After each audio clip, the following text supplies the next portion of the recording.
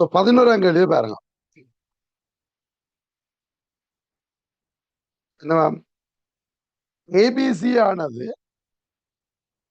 கண்ணாடி குற்றிக்குள் இருக்கும் ஒரு வழி அறியம். என்னது? ஒரு கிளாஸுக்குள்ள இருக்கிற ஏர் பிரிசம் சொல்றார், வழி அறியம் ஆகும். பின்வரும் கதிர்படங்களில் மிகச் சரியானது.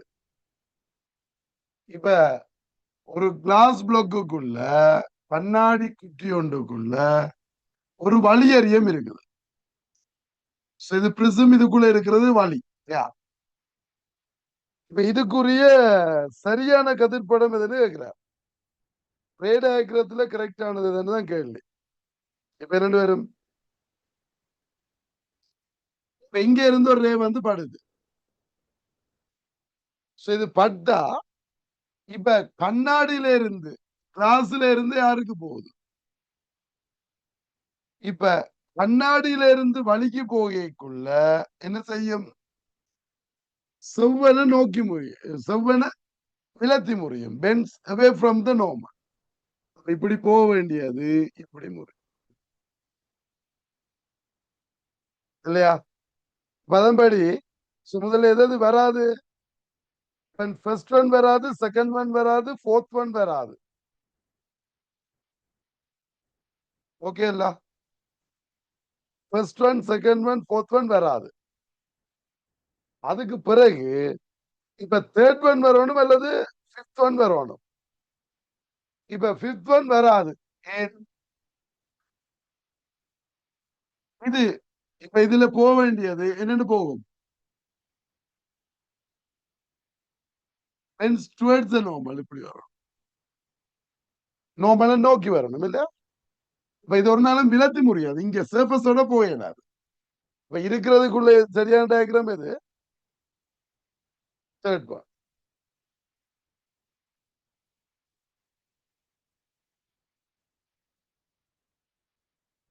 ஓகே இல்ல? ரைட். அடுத்த கேள்வி பாருங்க.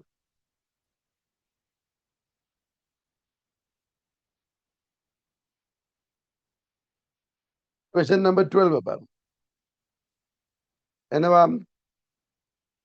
ஒரு ஒளிக்கதிர் வலயம் ஒன்றிலிருந்து வலயம் 4ற்கு பயணிக்கின்றது.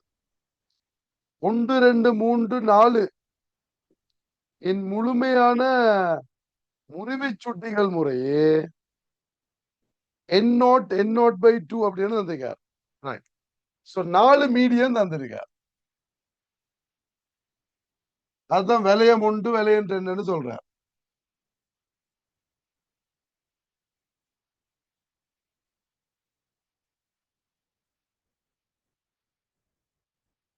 இது மீடியம் 1, மீடியம் 2, மீடியம் 3, மீடியம் 4. இதுல இது ஒவ்வொன்றுக்கும் ரிஃப்ராக்டிவ் இண்டெக்ஸ் தர்றார். இதுக்கு N0 ஆமா, இது N0/2 முறிவு சுட்டி.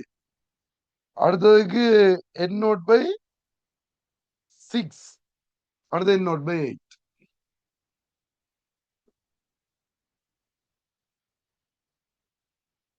இப்ப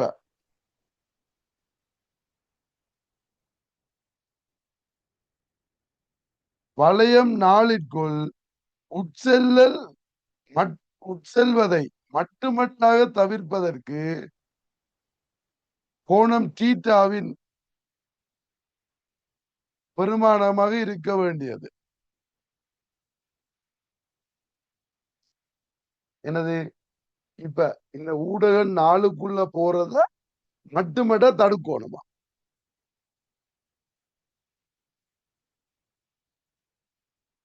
இந்த பிரதேசத்துல தீட்டா வந்திருக்கு. இதுக்குள்ள போறது, இதுக்குள்ள போறது பிளாக் பண்ணணும். மார்ஜினலி பிளாக் பண்றதுக்கு என்ன கேட்கிறார்? தீட்டாவின் பெருமானம் என்னன்னு கேட்கிறார். எப்படி காண்றது? இப்ப இத போறத தடுக்கணும்னா என்ன மீனிங்? இதுக்குள்ள முழு தெரி படையணும். இப்ப இது ஏதோ ஒரு விதமா போய் இந்த இடத்துல போய் என்ன செய்யணும்? இதுல டோட்டல் இன்டர்னல் ரிஃப்ளெக்ட் ஆயிடுச்சுன்னு தெரியுதானே? அதுக்கு அங்கால போவாது. இந்த ஆங்கிள் பட்டா இதுல என்ன செய்யும், மருவி கொண்டு போகும், merge ஆகி கொண்டு போகும். So along the surface போச்சுன்னா அங்கால போகல. இதை விட கோணம் கூடினா முறியும், இன்னொரு தரிப்படையும். கோணம் குறைஞ்சா என்ன செய்யும், முறிஞ்சிடும், அங்கால போகும். இப்ப எங்களுக்கு இப்ப என்ன செய்யணும், இப்படித்தானே போகணும். இவர் இதுல இப்படி போனாருன்னா எங்களுக்கு இதுக்குள்ள போக மாட்டார், மட்டும் அதுக்குரிய தீட்டா என்னன்னு கேள்வி. இப்ப இது எல்லாமே பரலல் இல்ல, இந்த சர்ஃபஸ்கள், இந்த கொமெண்ட் சர்ஃபஸ்கள் எல்லாம் பரலலா இருந்தா எந்த ரெண்டு மீடியத்துக்கு நாங்க சினல் ஸ்லோவா போடலாம், எந்த ரெண்டு ஊடகத்துக்கும் சினல் ஸ்லோவா போடலாம். அப்ப இங்க போட்டீங்கன்னா N naught sine theta is equal to N naught sine theta is equal to N naught by 8 into sine 90, sine 91. இப்ப என்னோட் போயிடும். அப்ப sine theta is equal to 1/8. அப்ப தீட்டா என்ன, சைன் இன்வர்ஸ் 1/8. அதான் தீட்டா வேல்யூ. இதுனால answer. அப்ப second answer. இந்த light ray வந்து ஃபோர்த் மீடியத்துக்குள்ள போறதை தடுக்கணுமா. இது தடுக்கிறதுக்குரிய தீட்டான பெருமானம் என்ன, மட்டும் தடுக்கணுமா. சோ மட்டும் மார்ஜினலி, மார்ஜினலி என்ன, இதுல மேஜ் ஆகி கொண்டு போறார். இதை விட கூடினா என்ன செய்யும், அடிப்படை.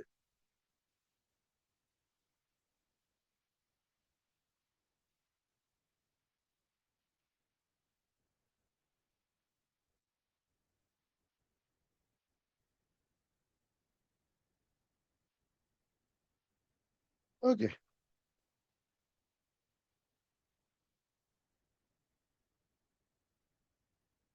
ரைட்.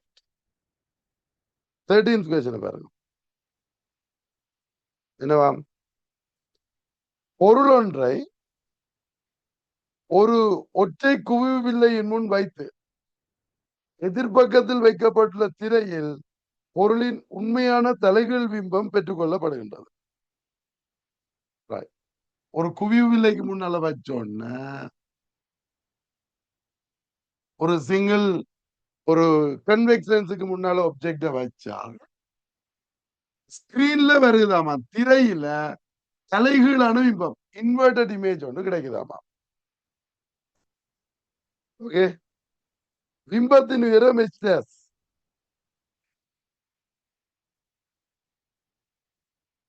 பொருள் உயரத்தை ஒரு தேவையில்லை.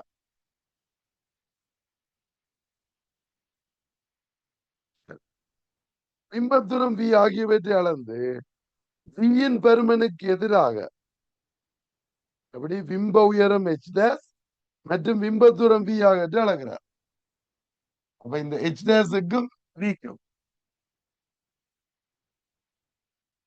வியின் பருமனுக்கு எதிராக பிம்பத்தின் உயரம் h' வரைவுபடுத்தப்படும் போது கிடைக்கும் சரியான வரைவு கிராஃப் என்ன இருக்கிறார், h'-க்கும் v. இப்ப உங்களுக்கு தெரியும் இது ரியல் இமேஜ் இல்ல, மெய்பிம்பம் இல்லோ. அப்ப லென்ஸ் ஈக்குவேஷன் போடும் 1/v minus 1/u is equal to 1/f. Image distance வந்து மைனஸ் அங்கால இருக்கு, பிம்ப தூரம் மைனஸ் -1/v, பொருள் தூரம் ஜூ வச்சுக்கொள்ளும், தெரியாது, சமன் -1/f. ஏன் இது குவியவில்லை, கன்வெக்ஸ் லென்ஸ், இப்ப மைனஸ் எல்லாத்தையும் விட்டுருவோமா. மைனஸ் எல்லாத்தையும் விட்டா பிளஸ் ஆயிரும்.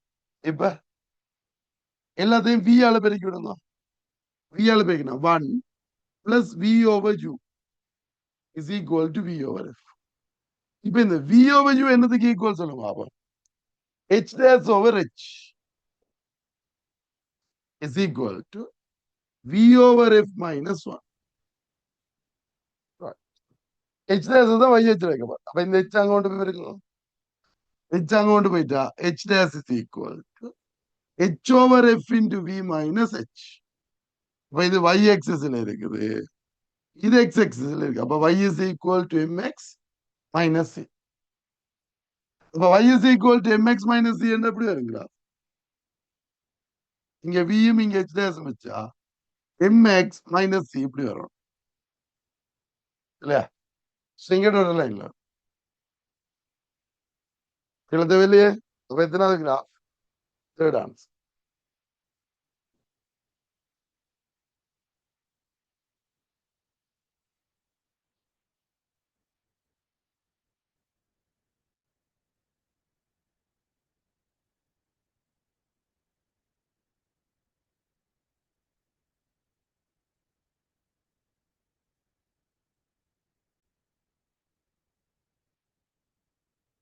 Right. 14th question பாருங்க.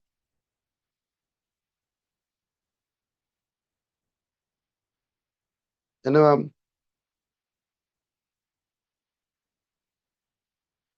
முறிவுச்சுட்டி N2 ஆக உள்ள ஒரு ஊடகத்தில் முறிவுச்சுட்டி எண்ணெய் உடைய கொண்ட ஒரு கண்ணாடி கனசதுரம் வைக்கப்பட்டுள்ளது.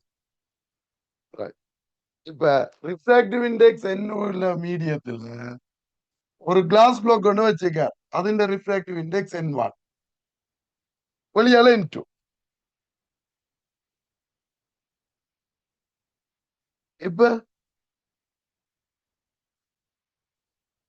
ஒளிக்கதிர் ஒரு மேற்பரப்பில் தீட்டா கோணத்தில் பட்டு அருகிலுள்ள மேற்பரப்பில் முழு அகத்தரிப்புக்கு உட்படுகின்றது. தீட்டாவுக்கு இணக்கத்தக்க மிக உயர்ந்தபட்ச பெருமாள்.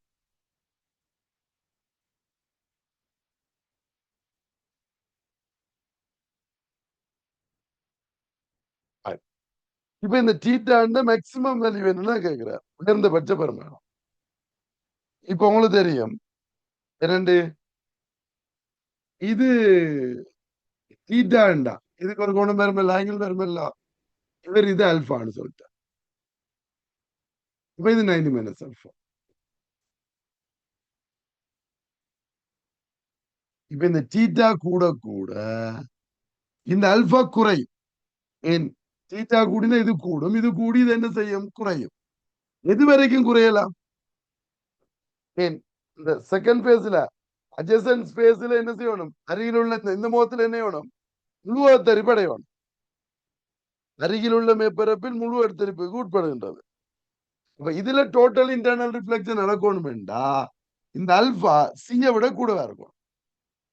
இப்ப இந்த தீட்டான உயர் பெருமானம் கேட்கிறார். இதை கூட்ட கூட்ட இது கூடும், இது கூடின இது குறையும். எது வரைக்கும் குறையலாம்? சி வரைக்கும் குறையலாம், அதை விட குறையலாது. ஏன்? சியை விட குறைஞ்சா முறிஞ்சு போயிடும். இது சி என்ன? இது 90 மைனஸ் சி. என்ன போடுவீங்க? N2 sin theta is equal to இந்த இடத்துல N2 sin theta is equal to N1 sin 90 minus C. Okay. So இது 90 minus C. 90 minus C என்னது? இது means cos C. இப்ப அவன் இந்த இடத்துல இவர் கிரிட்டிக்கல் ஆங்கிள் இல்ல சி என்றது. சோ கிரிட்டிக்கல் ஆங்கிள் என்றா என்ன வரும்? சைன் சியை நீங்க கண்டீங்கடா நீங்கள்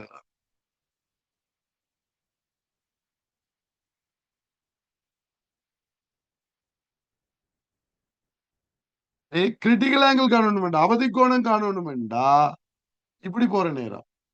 அப்ப இங்க N1 sorry N2 look N1. என்ன வரும்? N1 sin C சமன் sin 90 ஒன்று தானே N2. அப்ப sin C N2 எங்கள் N1. ஆனா எனக்கு கொசியல வேணும். இது செங்கோண முக்கோணத்துல போடுங்க, ரைட் ஆங்கிள் ட்ரையாங்கிள் போட்டீங்கன்னா இது சி சைன் சி என்றது எதிர்பார்க்கம் N2 ஆப்போசிட் சைடுங்க, இது N1. இப்ப இந்த நிலைமை என்ன? இது என்ன? இதுல இருந்து கழிக்கணும் N1 square minus N2 square. இப்ப சொல்லுங்கடா கொசி என்ன? கொசி வந்து என்ன வரும்? இது root of N1 squared minus N2 squared over N1. அந்த N1 போயிடும். அப்ப sin t is equal to square root of N1 squared minus N2 squared என்கிற இந்த N1 தான் போயிருமே. ஆனா இப்படி ஒரு ஆன்சர் இருக்குன்னு கேட்டீங்கன்னா இல்ல. இப்ப theta is equal to நாங்கள் வரும் sin inverse root of sin inverse root of இப்படி ஒரு ஆன்சர் இல்ல. இந்த N2 ரூட்டுக்குள்ள கொண்டு போவோம். N2 ரூட்டுக்குள்ள கொண்டு போனா என்ன வரும் சொல்லுங்க? N2 squared. அப்ப N1 squared over N2 squared minus 1. என்ன ஒரேடியா கொண்டு போய் பிரிச்சு விட்டு இந்த N2 squared ரூட்டுக்குள்ள கொண்டு போய் இதை தனியா பிரிச்சு விட்டா N1 squared N2 squared minus 1. அதான் ஆன்சர். எத்தனை ஆன்சர்? First answer.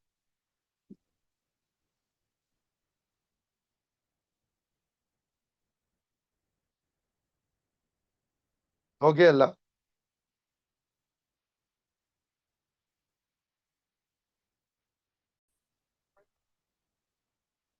ஸ்டெப் எழுதி காட்டணும். அப்ப இங்க வேற டீட்டா சமன் சைன் இன்வர்ஸ் ரூட் ஆஃப் இப்படி வருது n1 scare minus n2 scare n1 scare.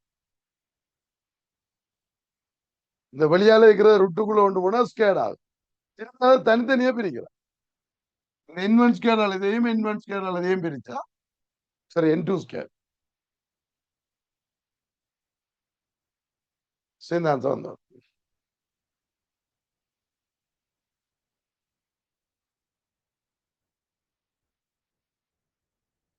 Okay இல்ல?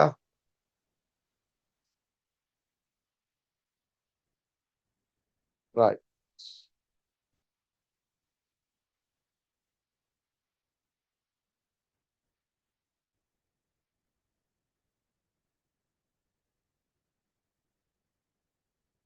கழிக்கட்டா?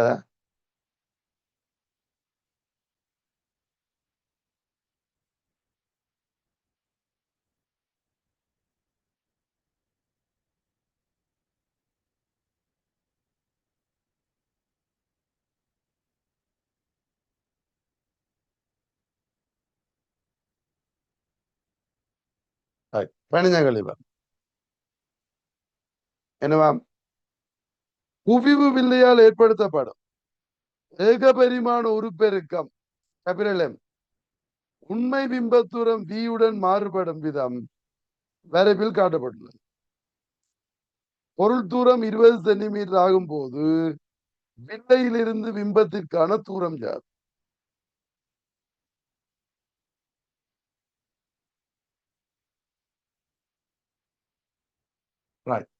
இப்ப என்ன?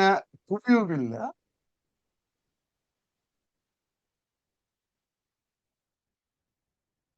குவிவில் இல்ல ஏகபரிமாண ஒரு பெருக்கம் linear மேக்னிபிகேஷனுக்கு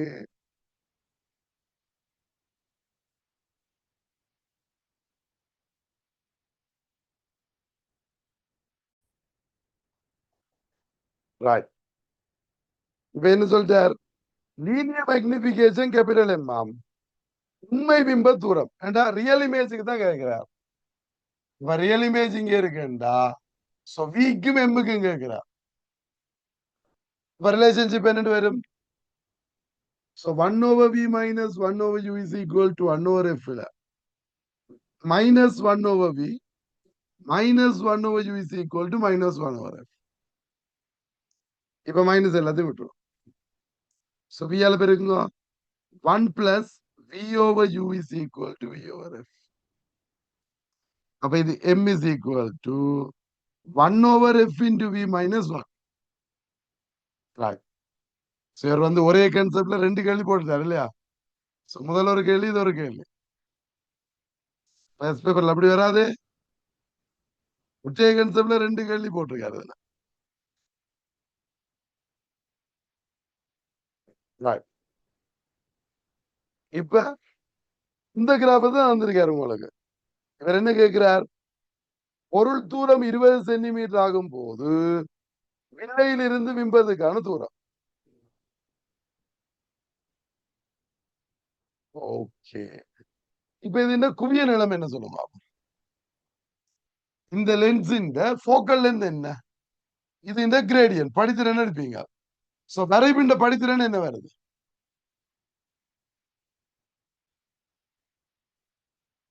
so 1 over F is equal to வரைபிண்ட படித்திறனுக்கு பாருங்க.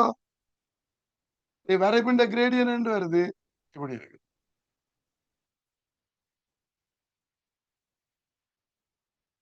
இங்க 30 இது 10 இது 30 இதுல 2. அப்ப இந்த உயரம் 2 இந்த உயரம் 10 சாரி 20. இப்ப படித்திறன் வரும் 2 கீழ் 20 1 10 போக்கல் லென்த் 10.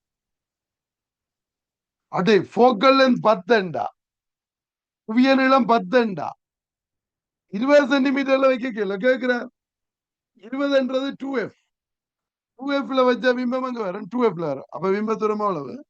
20 சென்டிமீட்டர்.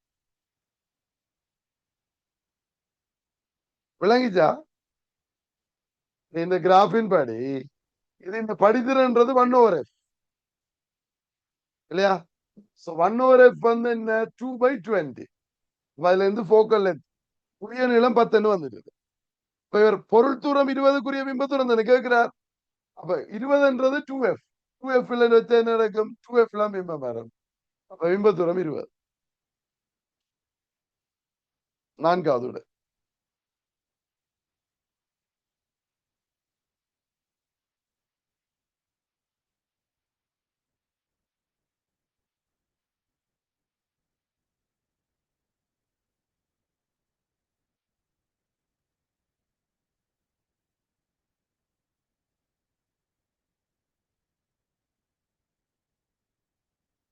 ரைட். அடுத்தது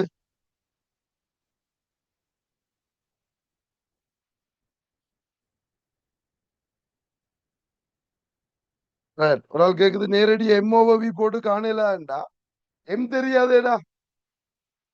பொருள் தூரம் 20க்கு எம் என்ன? என்ன ஒப்ஜெக்ட் டிஸ்டன்ஸ் தந்திருக்கார். இந்த கிராஃபில அதுக்குரிய தொடர்பு இல்லையே இல்ல பொருள் தூரத்துக்கு. பிம்ப தூரம் தானே உங்களுக்கு தெரியும். ஓகே. அப்ப ஒரு பெருக்கவும் பிம்ப தூரமும் தான் தெரிய வேண்டபடியா நீங்க எஃப் கண்டுதான் போகணும்.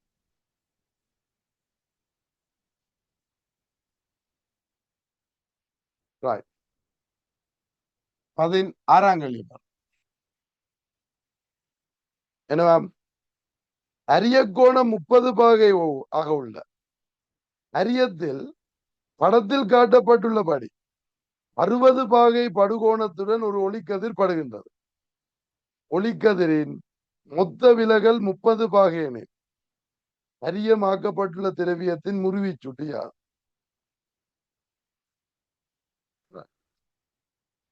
இப்ப விலகல் தந்திருக்கார், டீவியேஷன் தந்திருக்கார்.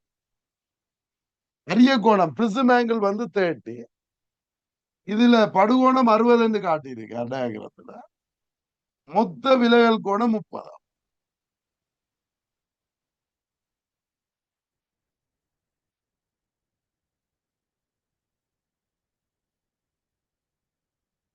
இப்ப எங்களுக்கு கேட்டது ரிஃப்ராக்டிவ் இண்டெக்ஸ்.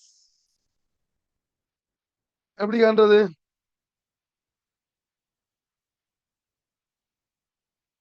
இப்ப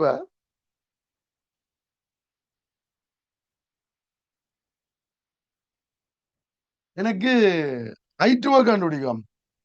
இப்ப என்ன வரும்? டி சமன் I1 பிளஸ் I2 மைனஸ் ஏ. டி என்ன? 30. இது 60. I2 minus 30. I2 என்னன்னு வந்துட்டது? 0 வந்துட்டு. I2 0 என்ன மீனிங்? செங்குத்தாவே போறாரு.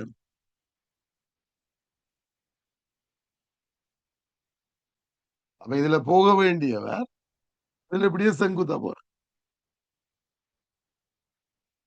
அப்ப இந்த ஆங்கிள் 90 என்றா இது 30. அப்ப இது எவ்வளவு? 60. இது 60 இது 30. இப்ப இதுல சினல்சுவா போடுங்க. இந்த இடத்துல சினல்சுவா போட்டீங்கன்னா என்ன வரும்? 1 sin 60 சமம் n into sin 30. sin 60 எவ்வளவு? √3/2.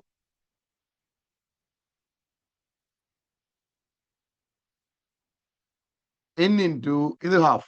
இது போயிடும். அப்ப n சமன் √3. இப்படித்தான் கேட்க sin a plus d/2 over a/2 போடலாம் உண்டு. ஏன்? அது இழிவு விலகல் கோணத்துக்கு மட்டும்தான். மினிமம் டீவியேஷனா இருந்தா தான் அந்த ஈக்குவேஷன். அதை இங்க கொண்டு அப்ளை பண்ணல.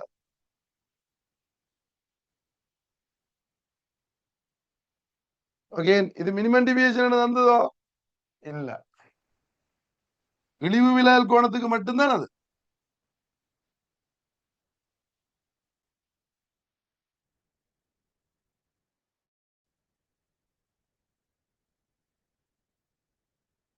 ரைட். 17ஆம் கேள்வி பார்.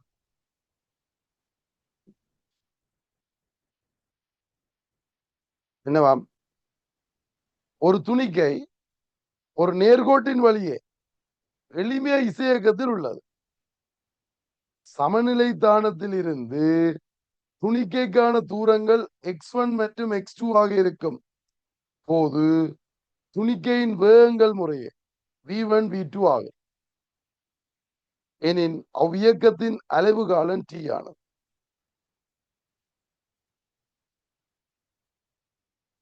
என்ன சொல்லிட்டார்? ஒரு சிம்பிள் ஹார்மோனிக் மோஷன்ல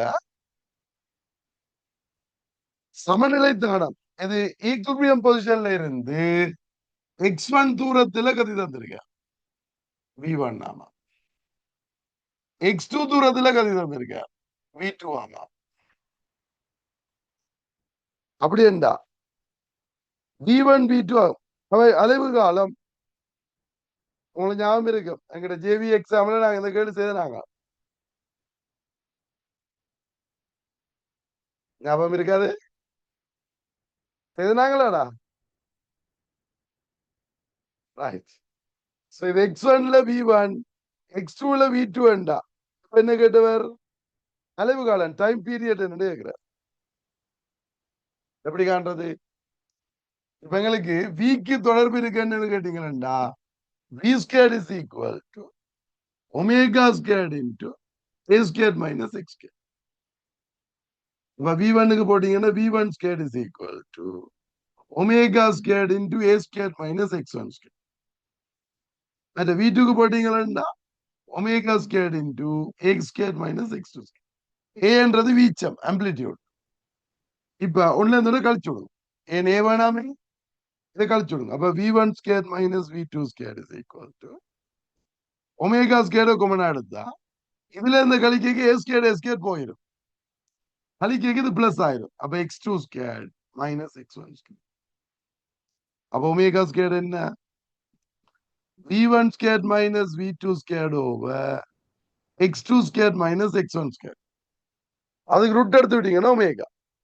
அப்ப omega is equal to square root of this one. இப்ப எனக்கு அளவு காலம் வேணும். t is equal to 2 pi over omega. Omega என்ன இது? 1 ஒமேகான்றது தலைகளாகும் இல்லையா? அப்ப 2 pi root of x2 squared minus x1 squared over v1 squared minus v2 squared. 1 over omega, omega அப்படியே தலைகளாகும். அப்ப எத்தனாவது விடை?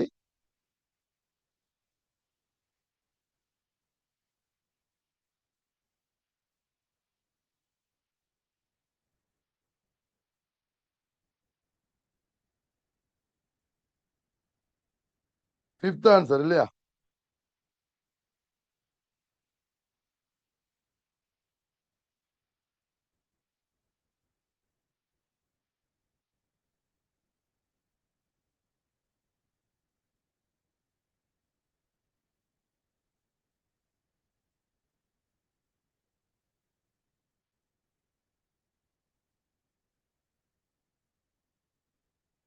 Right.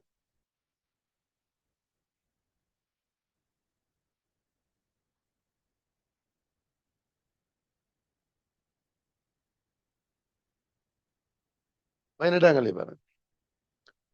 நீட்டத்தகவற்ற ஒரு இலையின் இது நீட்டத்தக வேண்டாம் இன்எக்ஸ்டென்சிபிள் ஸ்ட்ரிங் மீள்தன்மை அற்ற இலைன்னு சொல்றார். இன்எக்ஸ்டென்சிபிள் ஸ்ட்ரிங் கொண்ட ஆரம்ப அதிர்வு ஒரு இசைக்கவையுடன் 2 அடிப்புகளை உருவாக்குகின்றது. இப்ப 2 பீட்ஸ் வருதாம ஒரு இலையோட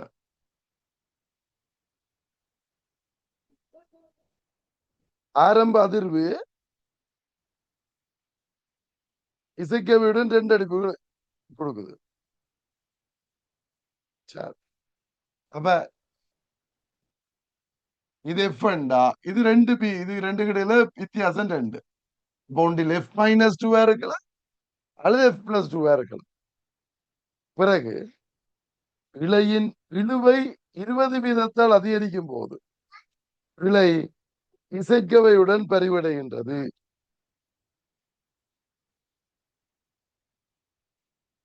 இசைக்கவே நான் இப்ப டென்ஷனை கூட்டுறேன். இவன் இந்த டென்ஷன் 20% கூட்டுப்படுது.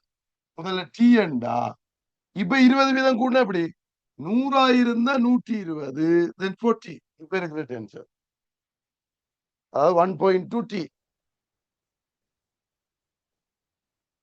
இப்ப டென்ஷனை கூட்டேக்க பரிவடைதாமா. ரெண்டுமே அப்ப முதல்ல என்ன இருந்திருக்கணும் எங்க பாரு இசைக்கவே இந்த மீறனுக்கு என்ன ஈக்குவேஷன் இலை இன்றைக்கு 1/12 root of t வரும். அப்ப இழுவ கூடினா ஃப்ரீக்வன்சி கூடும். இப்ப ஃப்ரீக்வன்சி கூடி எஃப்க்கு ஈக்குவலா வருது இல்லையா? இப்ப முதல்ல என்ன இருந்திருக்கணும் f - 2. முதல்ல இருந்திருக்க வேண்டியது f - 2. இப்ப இருக்கிற வேல்யூ f. இப்ப என்ன சொல்லுவோம் அதை வச்சு f காணும். இப்ப என்ன போடுவீங்க இந்த f நேர் வீத சமன் ரூட். முதலான போட்டா f - 2 நேர் வீத சமன் ரூட் ஆஃப் t. இதுக்கு f நேர் வீத சமன் ரூட் ஆஃப் இது 1.2 t அப்படி போடுவாங்க. ஒன்னு டிவைட் பண்ண என்ன வரும் f - 2 over f is equal to எப்படி கேட்க tt போயிடும்.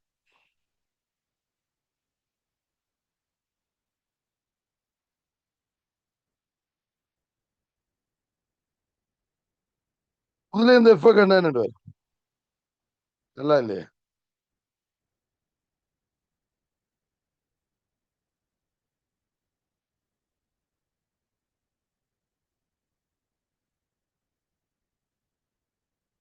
ஸ்கேர் பண்ணி நான் நல்லா வராதே.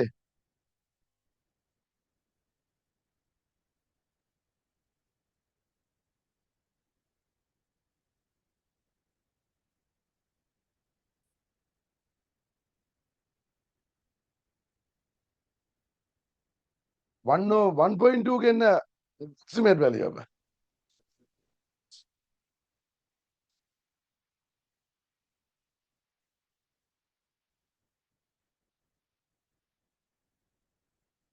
of 1.2க்கு என்ன எழுதுவோம் 1.1 போடுவோமா? ஏன் 11 121. அப்ப 1.1 போட்டா இது எங்க பிறகு 1.1 f minus 2.2 is equal to f. இது அங்கால கொண்டு போன வேண்டா f இங்க வந்து வேற அங்க கொண்டு போங்க. அப்ப 0.1 f is equal to 2.2. f is equal to 22 hertz. ஓகேயா? அப்ப இது செகண்ட் ஆன்சர். 20% என்னன்னு தந்திருக்கணும் 21% தந்திருக்கணும் இல்லையா? இந்த 20% 21% தந்திருந்தாருன்னா சரியா வந்துடும்.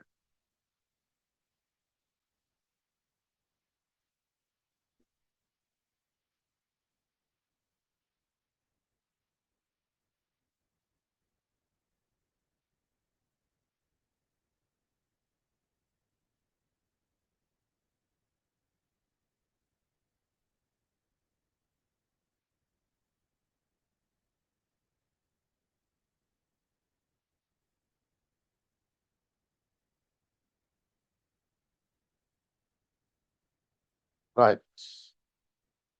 10 இப்ப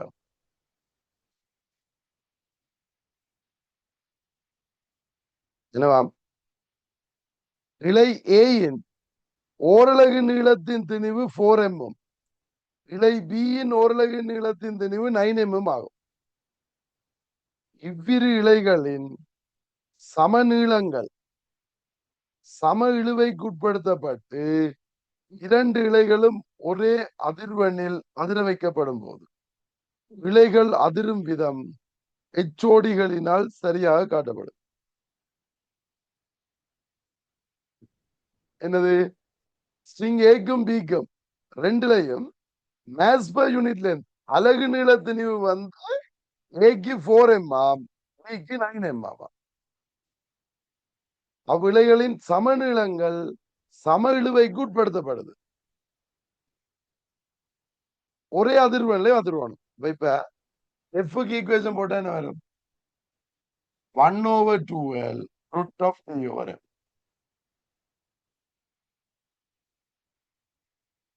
இல்லையா? இப்ப ஒரே இழுவையாமா, ஒரே நீளம், ஒரே frequency.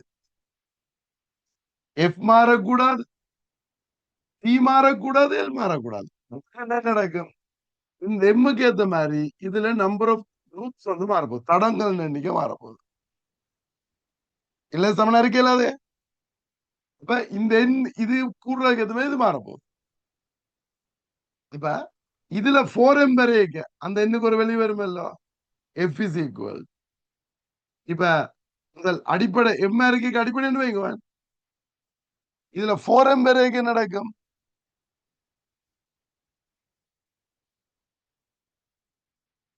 root of t over m. t over 4m. ஏக்கு போட்டீங்கன்னா இது 4m. அதுகின்ற நம்பர் ஆஃப் லூப்ஸ் வந்து என்னண்டா என்னண்டு இருக்கு எடுக்கும். இப்ப அடுத்தது கழினீங்கன்னா அதுக்கும் அதே ஃப்ரீக்வன்சி. இது என்ன பண்ணு வைப்போம், n2 over 12 root of t over 9m.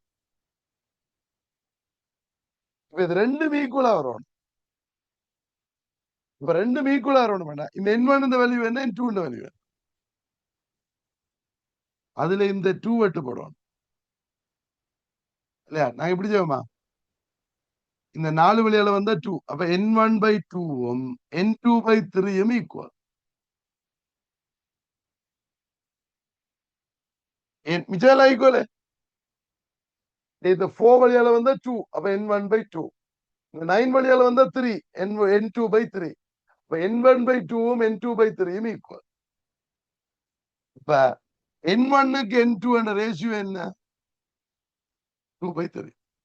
n1 over n2 என்றது என்ன, நம்பர் ஆஃப் லூப்ஸ், தடங்களின் எண்ணிக்கை. ஏயில தடங்கள் எண்ணிக்கை 2 வந்தா பியில தடங்கள் எண்ணிக்கை 3 வரணும். இப்ப தடங்கள் எண்ணிக்கை என்ன, 2க்கு 3 ரேஷியோல இருக்கணும். இப்ப இதுல 2 இதுல 3.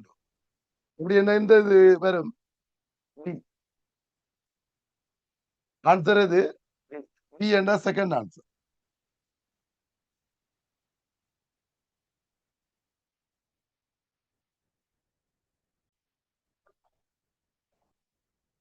இதுல அவர் என்ன சொல்லிட்டார், மீறன் சமன், நீளம் சமன், இழுவ சமனா.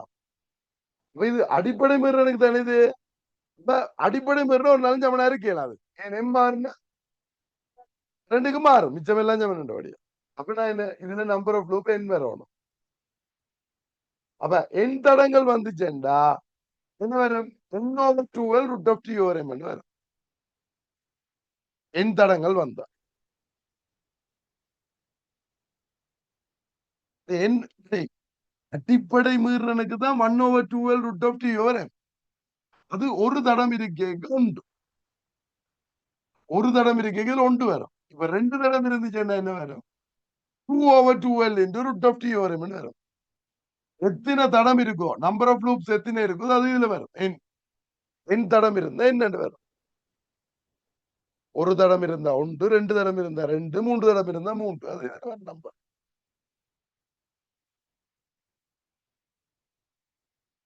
ஓகே, அப்ப அதுக்கு ஏத்த மாதிரி இதுல இருக்கிற தடங்கள் இன்னைக்கு n1, இதுக்கு n2 வேண்டா. இந்த n1க்கு n2 என்ற ரேஷியோ இது ரெண்டு சமனா இருக்கணும் வேண்டா. ஒன்னு நிரூபிச்சு n1/2ம் n2/3 சமனா இருக்கும்.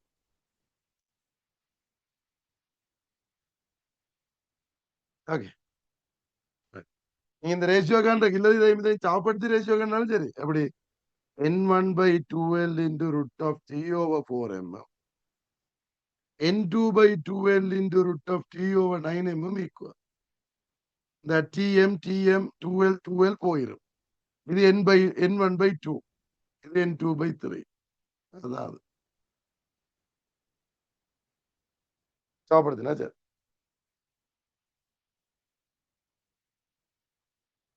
ஓகே, இதுதான் கண்டிப்பா.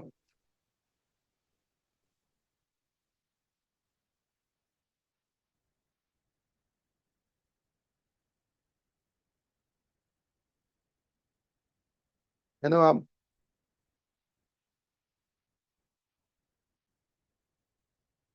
நிலநடுக்கத்தின் வலிமை எவ்வளவினால் அதிகரிக்கும் போது ரிச்டர் அளவுகோலில் ஒரு அலகு அதிகரிப்பு ஏற்படுகின்றது. ரிச்டர் அளவு திட்டம் என்னதுல இருக்கு? லொக் ஸ்கேல்ல இருக்குது. ரிச்டர் அளவு திட்டம் லொக் ஸ்கேல்ல இருக்குது. லொக்ல 10 மடங்கு கூடினா என்ன நடக்கும்? ஒன்று வரும். லொக் 10ன்றது ஒன்று. லொக் 100ன்றது 2. லொக் 1000ன்றது 3. அப்ப 10 மடங்கா கூடைக்குள்ளதான் உங்களுக்கு என்ன நடக்கும்? ரிச்சர் அளவு திட்டத்தில் 1 2 கூடும். ஓகே, அப்ப எத்தனை ஆன்சர்? Second answer.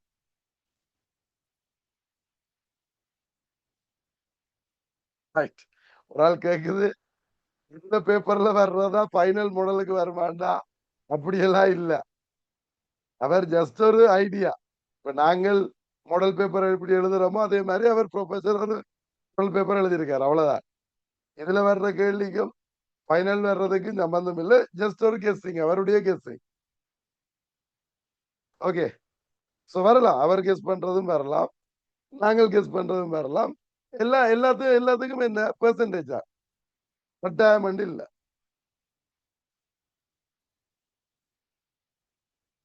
ஓகே, அதனால இதுதான் என்று பார்க்காம இதையும் பிராக்டிஸ் பண்ணலாம். பிராக்டிஸ் பண்றதுல தப்பு இல்லையே, செய்து பார்த்து கொள்ளலாம்.